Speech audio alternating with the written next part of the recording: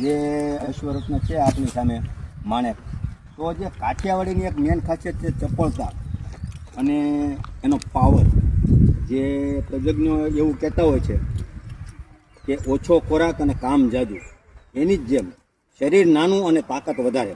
તો તમે તેનું ગઠીલું શરીર, જે કોમ્પેક્ટ સાઇઝમાં આખું શરીર હોય છે, અને જેની ચપળતા છે કે કામ કરવા માટેની, જેને કામ આપ્યું હોય એ કરવાની આતુરતા તમને આમાં જોવા મળે. તો આજે હું બહુ ભાગ્યશાળી પોતાને સમજું છું કે જે જૂના કાઠિયાવાડી સ્ટેલિયન છે એમાંથી માણેક, અને માણેકને મળવાનો મોકો મળ્યો, તો એ માટે હું પોતાને બહુ જ ભાગ્યશાળી સમજું છું. અને બહુ સારા એવા રખરખાવ સાથે આજે નાગેશ્રી છે.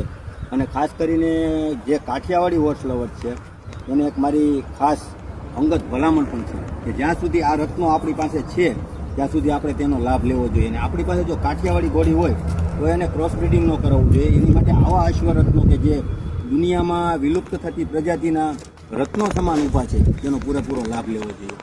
તો બસ આજ માટે આટલું જ. વંદે માતરમ, જય ભારત.